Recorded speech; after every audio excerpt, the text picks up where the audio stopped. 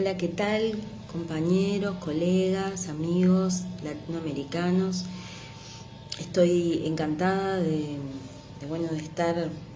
presente virtualmente en este evento, como habitualmente he estado, y en esta oportunidad, el desafío es discutir, plantear cuáles son las características del nuevo contexto en el que nuestros gustos se debaten en la vida cotidiana, en la marea digital, y allí pensar cuáles son las nuevas características o las transformaciones que nos convocan como cientistas sociales a repensar el nuevo escenario, sobre todo para afianzarnos en lo que es el gusto, lo que nosotros sentimos tan propio como nuestro gusto cultural y audiovisual, y por otro lado para reflexionar sobre las posibilidades que el nuevo escenario digital, tecnológico, sobre todo en el contexto de las plataformas y de los algoritmos, nos plantean para los márgenes de independencia y de autonomía que podemos tener como sujetos, para pensar nuestras decisiones en torno a lo cultural, a nuestros gustos, prácticas y estilos de vida cultural. Así que un poco la presentación va por ese lado. La idea es comentarles algunos cambios que están en los que estamos inmersos todos, y plantear cuáles serían las preguntas para debatir, para criticar, para repensar todo esto. Por supuesto que yo no tengo las respuestas, sino creo que importa mantener y estimular el espíritu crítico para poder plantearnos los nuevos escenarios de una manera más compleja, y no solo como nos vienen dados a veces por las empresas, por las tecnologías que han logrado sí facilitar en buena medida nuestra vida cotidiana, nuestra vida cultural, sobre todo en el audiovisual, pero que también tienen características que nos convocan y que nos provocan pensar en las consecuencias de estas transformaciones. Entonces, yo, para no salirme demasiado, voy a ir viendo lo que les tenía preparado. Espero no aburrirlos y ser medianamente breve en esta conferencia, para que podamos pensar juntos después y avanzar en la reflexión sobre estos temas. Yo empezaría diciendo entonces que el gusto es la pieza clave para pensar el cine y el audiovisual hoy, en particular en el nuevo formato propuesto por las plataformas de cine y audiovisual, estas denominadas en el lenguaje más técnico SVOD o OTT, Over the Top, que van desde YouTube a Netflix, con características muy diferentes, y que pensar las plataformas de contenidos audiovisuales remite a lo que podríamos denominar también como políticas del gusto, dada la centralidad que ocupan en las preferencias de públicos, de consumidores, usuarios y ciudadanos, dada la orientación de las acciones de estas empresas a las instituciones involucradas para ofrecer contenidos que satisfagan los deseos audiovisuales de los ciudadanos, y desde que los datos ofrecidos por los usuarios respecto a sus coordenadas socioeconómicas, opciones de consumo cultural y preferencias culturales, artísticas y de uso de tiempo libre se convierten en un activo de estas empresas. El advenimiento de las plataformas de contenidos audiovisuales trajo consigo un fuerte debate, y en esto estamos, entre académicos especialistas en cine audiovisual. La pregunta que uno se plantea es en qué medida estas plataformas inciden en la conformación del gusto, cuáles son las políticas del gusto que se ponen en juego, en qué medida hay una conformación de nuevas orientaciones estéticas, por ejemplo, de formatos audiovisuales, el tema de las series como también un fenómeno que, si bien se instaló antes con la televisión cable y la televisión más especializada, ahora aparece replanteado con las plataformas. Nuevos formatos audiovisuales, decía, el impulso a la innovación, que también está presente en estos nuevos formatos tecnológicos de oferta para el acceso audiovisual, pero también el reforzamiento de los gustos previos, y en este sentido, en qué medida están dándonos pautas y dándonos condiciones que habilitan a la conformidad cultural y no al cambio. El impulso de cines emergentes a nivel mundial, que sí, es verdad que a través de convenios estas plataformas han logrado hacer presente y visibilizar cines de diferentes cines y producciones audiovisuales de diferentes lugares del mundo, que por ahí no son los tan habitualmente conocidos, y eso es también es auspicioso, porque bueno, en una perspectiva crítica nosotros tenemos que pensar siempre tanto desde el punto de vista de las críticas efectivas que podemos hacer, como también en reconocer los logros y las bondades, digamos, que las nuevas tecnologías nos traen. Entonces, en ese contrapunto, creo también que el impulso a la innovación y el desarrollo de mercados emergentes tienen un impacto interesante, que estaría muy interesante en algún momento poder medir e investigar con mayor especificidad, pero que creo que en algún momento va a impactar también sobre nuestros gustos y nuestras prácticas culturales y sobre nuestra visión por ahí más internacionalizada, más cosmopolita del mundo, en la medida en que también tenemos representaciones de otros escenarios, de otras historias y de lugares y de preocupaciones de diferentes lugares del mundo. Me parece que ahí hay un punto interesante del gusto en el escenario digital, que no es menor y que ciertamente sí es muy positivo, pese a que me concentro un poco más en los aspectos que nos colocan o que nos dan cierta preocupación como cientistas sociales para pensar el cambio en el gusto y el cambio cultural. Y los márgenes de autonomía que tenemos como sujetos frente a las nuevas condiciones tecnológicas y el avance de la inteligencia artificial para pensar nuestros gustos cotidianos audiovisuales. Entonces, sí, ciertamente hay una serie de características nuevas que hacen a este escenario audiovisual y que estamos inmersos. Entonces, allí yo me preguntaba algunas cuestiones como, ¿en qué medida el advenimiento de las plataformas de servicios audiovisuales on demand, como Netflix, por ejemplo, nos ofrecen una alternativa al mercado previo de oferta audiovisual?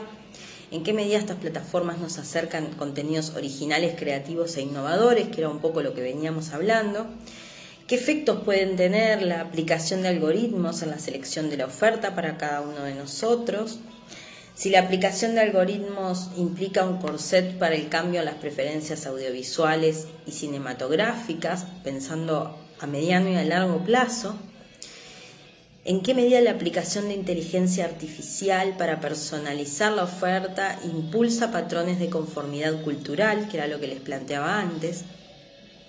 Y para pensar los algoritmos, el poder que están teniendo los algoritmos sobre todo y las plataformas digitales para orientar nuestro gusto cultural y audiovisual. Yo creo que hay al menos 5 fenómenos que se están dando que me gustaría compartir con ustedes, que creo que pueden tener consecuencias relevantes a futuro para pensar la reorientación de nuestro cambio en el gusto, y pueden tener implicancias para delimitar un patrón de comportamientos más conservador en cierta forma, o más de menos apuesta o de reorientación a la innovación y a la exploración. Entonces, algunas razones para pensar estos procesos, voy a decir, la primera, la hiperpersonalización de la oferta audiovisual que plantean estas plataformas.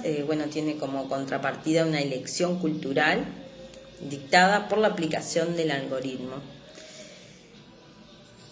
Tiene impacto muy fuerte porque estamos hablando de, en el caso de Netflix, alrededor de 6.000 aplicaciones diferentes de algoritmos que dan cuenta de una selección quirúrgica de la oferta audiovisual a la que accedemos. Por lo tanto, allí donde nosotros podemos pensar que no hay nadie que nos dirija, podemos pensar que no hay una persona detrás justamente orientando nuestras decisiones, como podía ser aquel que decidía la grilla en la televisión cable inclusive, pero también en la televisión abierta de manera más clásica. Tenemos sí un mecanismo de selección automática que funciona a partir de las opciones previas que hacemos nosotros dentro de la plataforma, que después son opciones que si ustedes, alguno, supongo porque todos somos parte de este nuevo escenario, es usuario, podrá ver, si quiere ir a su historia personal, podrá ver que no tenemos capacidad de cambiar las selecciones previas que hacemos, solamente las podemos borrar, pero no podemos, si dijimos que era una película de las que nos preguntaron antes si nos gustaban, ahora podemos cambiar y decir que sí nos gusta, porque entonces sabemos que por ahí, con ese cambio, podríamos empezar a tener una oferta diferente de lo que se nos plantea luego en la plataforma. En el caso de Netflix, van a ver que no está permitido. Entonces, esa hiperpersonalización de la oferta audiovisual sí tiene consecuencias, porque parece un poco un camino que al momento parece ciertamente irreversible o poco reversible,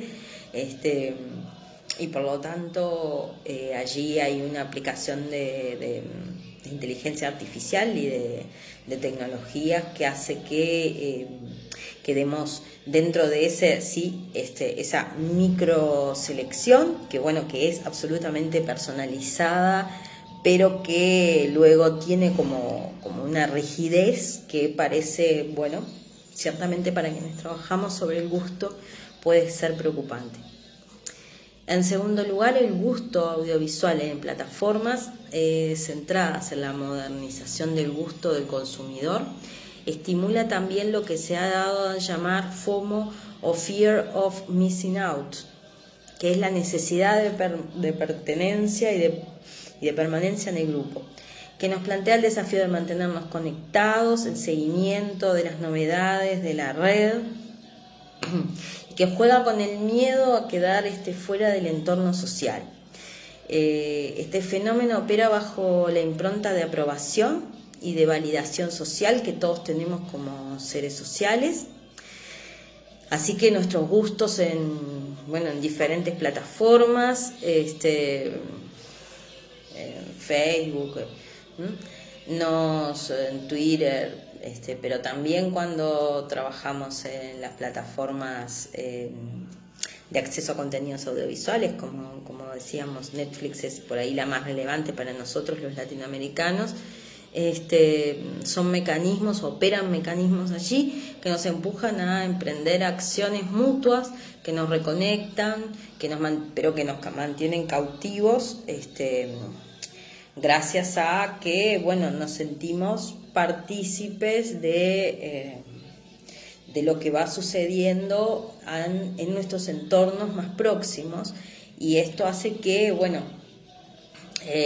tratemos de mantenernos dentro de ese espacio y no distanciarnos. Entonces, allí el gusto de tendencia, por ejemplo, en el caso de Netflix, empieza a operar como un mecanismo muy fuerte, porque bueno, en cierta medida está generando un impulso, una fuerza global sobre determinados contenidos que hace que todos querramos estar presentes, haberlos visto y poder compartir en la esfera más próxima, el ser parte de ese grupo o gran grupo de usuarios que han visto esa producción. Todos comentamos, salimos de una red a otra, y bueno, esto tiene implicancias también porque vamos detrás de esa gran fuerza intensa de no quedar excluidos, también en el ámbito del audiovisual. También esto supone el impulso de lo que se ha llamado eco-chambre, o cámaras de eco o de resonancia en las redes sociales. Hay algunos autores que señalan que estas cámaras de eco, que se han estudiado mucho en el caso de Facebook, tienen como efectos positivos el incremento de la coherencia ideológica de la audiencia, pero que en contrapartida segregan y polarizan la desinformación. De acuerdo a los autores que han trabajado sobre todo en Facebook, el término de cámara de eco hace referencia a un espacio mediático delimitado con el potencial tanto para amplificar mensajes enviados dentro del mismo medio, como para aislarlos de ser refutados.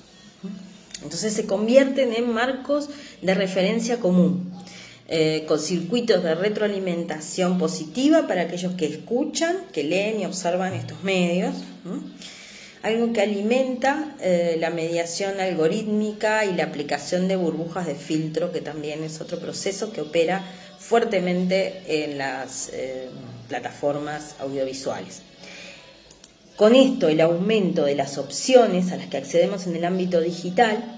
tiene como consecuencia que las personas cristalicen cada vez más sus opciones de consumo,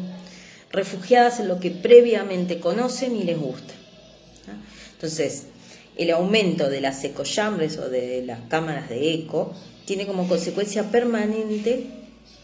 que los sujetos se exponen en espacios donde se reproduce la conformidad. Por lo tanto, estamos en un escenario donde cada vez más nuestro gusto se circunscribe a opciones delegadas a opciones previas que tomamos, donde luego un mecanismo de inteligencia artificial define un filtro específico y un patrón específico de oferta a la que vamos a acceder, y luego entramos en una dinámica de seguimientos de tendencias para no quedar aislados del grupo y de conformidad frente a los patrones que se van legitimando de cuál es el gusto legítimo o cuál es el gusto más intenso, porque no queremos quedar fuera. Entonces, estos procesos hacen que también nos pleguemos a otro fenómeno que se llama nudging, del verbo nudge en inglés, que es empujón, Un procedimiento que consiste en controlar el menú por controlar la elección, es decir, incitar al usuario a tomar una acción en modificación del orden o arquitectura de las selecciones propuestas. ¿Qué quiere decir esto? Que al forzarnos a hacer desvíos en nuestro camino para encontrar lo que buscamos, nosotros pasemos por la plataforma principal y la capacidad predictiva de los gustos a través de la inteligencia artificial refuerza los gustos previos. La capacidad de las plataformas aparece allí para resaltar los contenidos propios, como los que plantea Netflix, que refuerza o empuja a ver lo que viene produciendo los originales de Netflix, y a marcar tendencias que operan como un mecanismo de nudging, de empujón, a partir de desvíos calculados, de acuerdo a la oferta de novedades propuesta por la plataforma. Entonces, se supone tanto que empujar sobre contenidos ya internalizados como propios de la plataforma nos coloca en una situación de conformación sobre nuestro historial de gustos previos, así como nos empuja hacia las novedades y producciones que propone la plataforma. Nada queda fuera de control y nada queda fuera de las previsiones tecnológicas y también atrás de esa tecnología, por supuesto, hay conocimiento especializado, técnico, ingenieros, psicólogos, personas dedicadas al marketing,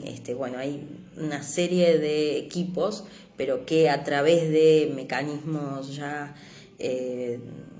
inteligencia artificial nos van guiando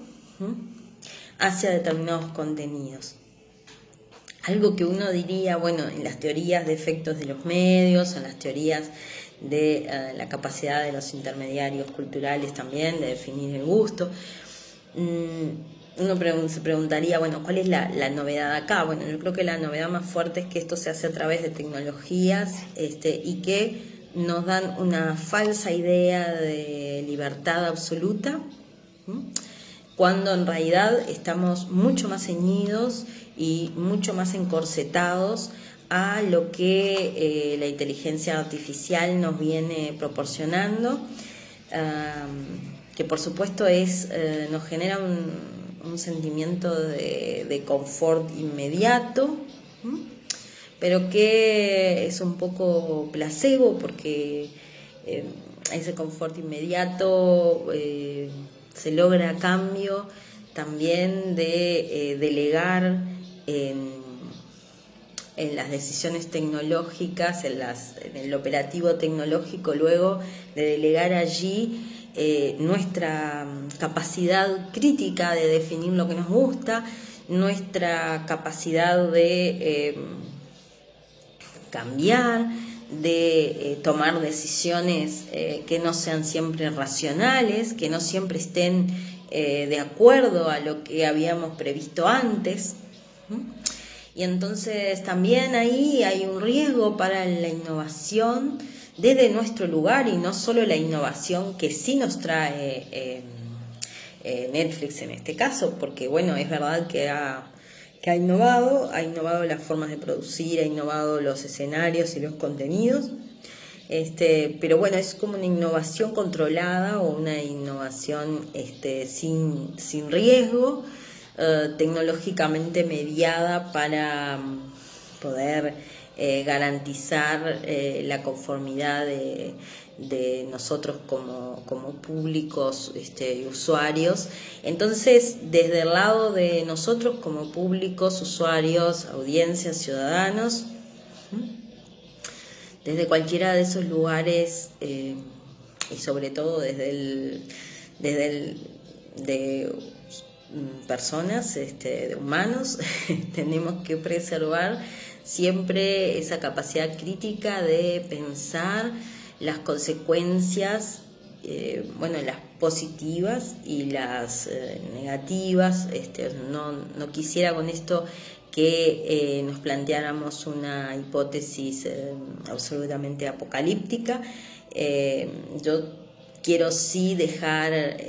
presente esta serie de reflexiones y de críticas a pensar el gusto en el entorno digital, el gusto en las plataformas y en el caso de los consumos audiovisuales,